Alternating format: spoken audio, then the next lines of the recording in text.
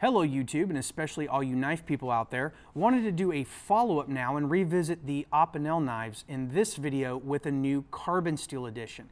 If you remember my previous video, I took a look at the number 7 in the stainless steel, the outdoor survival version of the number 8 in a stainless, this will focus here, in a stainless steel, and neither of them came crazy sharp out of the box. In fact, the 7 was nowhere near acceptable in sharpness, and this one did struggle a little bit, and we're talking about a paper cut. I didn't even demo wood cutting or anything like that. So again, was a little bit disappointed about how the edges performed with these two out of the box. So I have a carbon edition in a number 8 that I'll show you in just a second. Before I get to that, I wanted to tell you about a couple of the issues I had with this number 7 and how I resolved them. First was, well, the paint job. Again, a little bit of the khaki color, the natural wood showing through the green. Not a huge deal, not going to worry about fixing that. But this locking mechanism was crazy tight. Like, trying to rotate this was actually blistering my fingers because it was so snug. So what I did was I took a pair of pliers and then actually wound up using the can opener bit on my Gerber like little pocket multi-tool and prying this hinge mechanism here up and basically opening it so it wasn't crimping quite so tight. And now it actually works like it's supposed to. It rotates with no problems at all. Not worried about it being too loose that it won't lock, but I can also open it without drawing blood. So I did manage to fix that. The other thing was, I'm not a big time carry stuff in your pocket guy. I don't like change. I don't like carrying lots of keys. In fact, once I'm at the office, I pull just my office key off my key ring, or my car key. If I run into the store, I leave all my other keys in the car. I just don't like a bunch of crap in my pocket. If it doesn't get vertical in my pocket, like a pin that I can clip in place or a knife that can be clipped in place, I typically don't want to carry it. And I don't even like carrying chapstick because I don't like it getting sideways in my pocket. It's just an irritant. Well, typically I carry my EDCs or my pocket knives on my back pocket, but that requires a clip, which these Opinel knives do not have. So I remedied that for $1.97 at Walmart. Now, I know some knife suppliers out there and stuff can provide you with hinges, but I wanted to do this quickly, didn't want to have to do a lot of online research. So I ran to Walmart, which is where you go if you need anything, right? And I found an Ozark Trail pocket knife, really kind of a crappy one, back in the camping area. This is like $1.97, and it came with half serrated blade. Now this is the knife actually. I couldn't see it in the packaging, but I was hoping that the clip on the back would be something easily removable and not too long to fit this number 7. So it was held in place here with a single little screw and bolt, I guess you'd call, with a hexagonal bolt, and I just unscrewed that and it pulled the entire pin system out. So it removed the blade, but the clip, which is what I wanted, popped out the back side. And so what I did then was secure it to the back with a standard small bitty screw that I happen to have out in my garage. So this is it now. It's snug. It doesn't require more than one screw because I don't know if you can see it, but it actually bites into the wood here. It was actually secured to the back of the knife like this with a screw through here. So what I was able to do is actually use a pair of vice grips that had a protective coating on it, and then clamp this down into the wood and then screw through here at the thickest part, and now it works well. So now that I fixed the hinge, I've added a clip, and the knife is actually capable of cutting. It's not a bad little knife to carry around every day. I like the nostalgic kind of feel of it with a modern twist in the color. And the only thing I use this for is to, cut threads off clothing, opening packages, the usual little light duty things. And it is significantly sharper now than when it came. If you want to check that out, you can look at the previous video. I'll link it below. But now it's actually very, very sharp compared to how it came. I mean, it was the worst blade edge, almost the worst blade edge ever out of a package in my experience. So I was getting some feedback and some messages and talking with some other people that are Opinel users, and they said, look, try a carbon blade. Carbon blades typically come sharper. I've just had better experience with them. This is what I was told. So I decided to pick up a carbon version of the Opinel number 8. So what I'm going to do now is I'm going to go ahead and open the number 7 and lock it. And then I'm going to get that Outdoor Survival Edition of the No.8, and I'm going to show you what the Classic looks like by comparison. This is a wood handle knife, the plain, no frills, you know, just straightforward No.8 knife. The mechanism on this one works properly. It works really good. Stays secure. It opens without, you know, any issues, and there you have it. Same blade design as the No.7, but as you can see, in a more substantial blade. There they are, you know, for you to compare.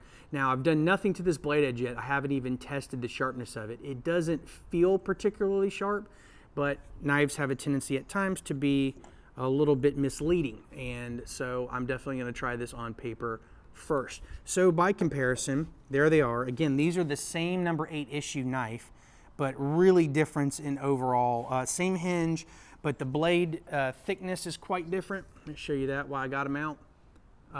Grab through here. No.8 Outdoors on the bottom, it's thicker than the one on top. Same hinge and overall length, but then this one's got the whistle and has slightly more heft because of that blade on it. A cooler looking blade, but again, serration's not my thing, but this is the family of knife that we're looking at. So I want to take a look specifically now at the carbon edge and see how it comes out of the packaging and see if it cuts paper any better than the other ones did, or if at all. All right, again, not a super expensive knife. I think I paid $12 from this one.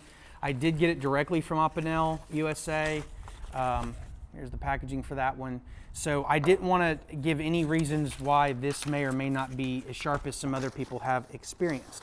And I know different runs of blades. You know, one set of distribution may be really good, another one have issues, who knows. But this doesn't feel very sharp. It feels better than the 7 did out of the box, but it still doesn't feel very sharp. So let's see if it proves me wrong now. Okay, a little bit better. It is sharper, especially up toward the belly. It is really fraying the paper at this back edge. And that is probably because, for some reason, let me see if I can weight this paper down. I don't know if I'll be able to show you this because it's really small. But right behind my finger here, if I can get this camera to focus, here we go, come on. You might see right here some serrations, right there. They're not supposed to be there. It just looks like a grind issue, got overlooked. And so anyway, a very, very fine, very shallow convex, but I mean, it'll open a package for sure. The back of the knife really has a problem getting it started. It actually doesn't really feel sharp till right up in that area right there. So right on the belly. Everything else doesn't feel any better. And if you look at the fraying of the paper, this is just copy paper and it's not foolproof testing by any means, but let's see if this will focus. It is a little bit hairy. I don't know if you can tell that, but it does skip. You can see right down here especially. So I have brought along my strop with black and white compound just in case. If this knife requires stone sharpening, I'll have to do that and cut this segment again, complete this segment later, because obviously I don't have those out here. But this is the black compound now, and I'm going to see how this knife handles, being that it's in a carbon steel, taking an edge. I don't know anything about X90, which I think this is what this is listed as, but I have really good luck with the Bark River black compound pulling dullness out of blades that aren't really, really bad off to start with.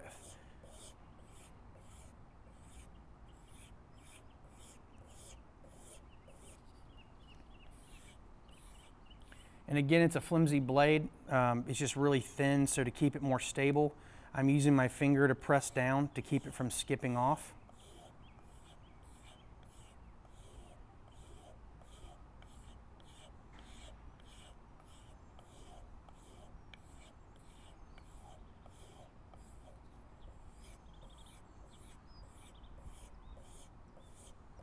This is the white compound now.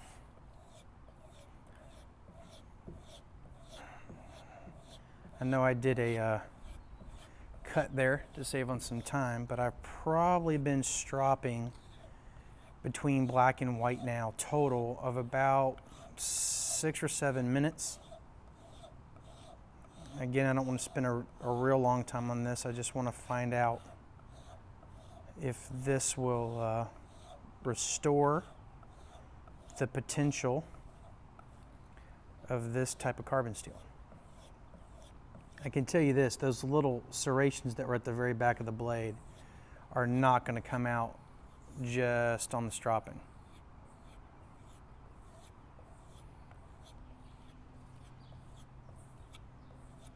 All right, let's see what we got here. Let's get rid of any residue.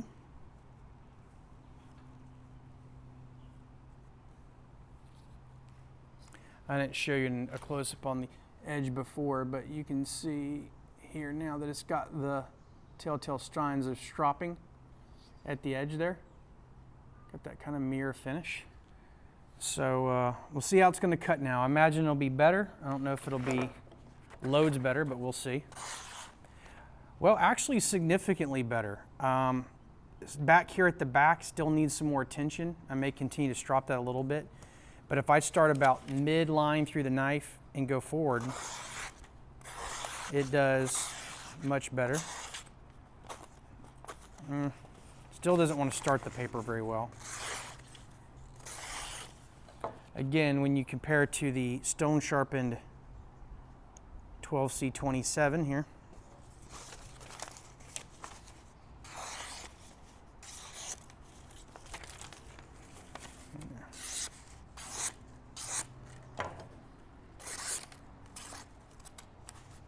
still struggles to bite into the paper, so it's not as fine. So what I will probably do is go home and give these a little bit of stone work, or give this a little bit of stone work. All right, guys, back from an evening of stone sharpening the classic No. 8 Opinel knife here. And as I may have mentioned, I used the Chaucer of 400 stone, followed with the 800 stone, and then just for polishing and really honing that edge, since it is so thin, I jumped up to the 5,000 stone, and then literally maybe 30 seconds to a minute of Bark River white compound stropping just to finalize the edge, something that I prefer to do. So now it feels really sharp, and I've got some paper here to see how well it goes. And it's razor sharp. It's as sharp or sharper than the stainless steel version that is a smaller, finer edge. I've got it in my pocket here, this No. 7. Again, stone sharpened, same basic thing, except I think I did the 1,000 for polishing instead of the 5,000, but those stones are very, very similar. This one feels a little bit sharper, but it's thinner. It's a thinner steel, but this knife is very, very sharp now. So very cool knives. If you've not ever played around with these and you want something that's kind of got a classic feel to it, sorry about that, the paper was driving me nuts. If you're looking for something that has more of a classic feel to it, lightweight, good conversation piece. People that have seen these knives with me, especially this one in my back pocket stuff, have asked me about it. The conversation starter on this one is, of course, the color. It draws attention, but they're neat little knives. They kind of remind me, again, I may have mentioned it in a previous video, kind of a straight razor, old kind of straight razor kind of feel, but they're great conversation pieces, inexpensive. You know, maybe something good for a younger guy or girl to start with. As long as you're comfortable with this locking mechanism, you get something that does feel secure. It's not going to sling it open on you. So maybe not a real young user, but you know, parents out there, teachers, instructors, you're going to be the better judges of where they're at. But these are cool little knives. They're inexpensive. Again, this one ran me about 12 bucks. I got it from Opinel USA. And through Amazon actually, but the seller was listed as Opinel. And so very cool knife. The No. 7, a little bit more pocketable again than the 8. Not a huge difference, but one that's noticeable. My opinion on these is they're fun knives. They're well worth spending 15-20 minutes on the Waterstones if you have them at your disposal. Just be aware that there is a chance, in my experience, 100% chance, but you know, a high likelihood that you will get a knife that you may not find sharp. And as anyone would tell you or should tell you, sharpness is incredibly subjective. I tried to demonstrate the paper cutting ability of these knives. This one was truly terrible. This one, okay, most people, as far as opening packages, cutting fruit, you know, anything really, really light duty, they're not gonna have an issue with how this one came, but it just wasn't nearly as sharp as it should be, in my opinion, and nowhere near as sharp as it can be. I'm gonna show you that edge close up now. Having been worked on the stones, very, very small, fine edge, but it will take stone sharpening really well. It's a keen edge. It won't hold up to a lot of abuse, I don't imagine. Again, I don't plan on field testing these, but they can be recommended if you understand that they may not be as sharp as you want out of the package. The Outdoor Survival, again, I would never want to use that as my outdoor survival knife unless it happened to be, of course, the only knife I had on me, and I would make it work. But other than that, fun knives, really cool. Glad I had the experience with them. I wanted to share my experiences with you guys because they are so inexpensive, and a lot of people are gonna be probably checking these things out. So if you're willing to spend a little time trying to hone those edges in, or you don't really care if your inexpensive knives are crazy sharp, then don't worry about it. But they will get there if you give them a little bit of TLC. Until next time, guys, I hope you're enjoying all your knives and sharpening supplies out there. Until then, be safe and God bless.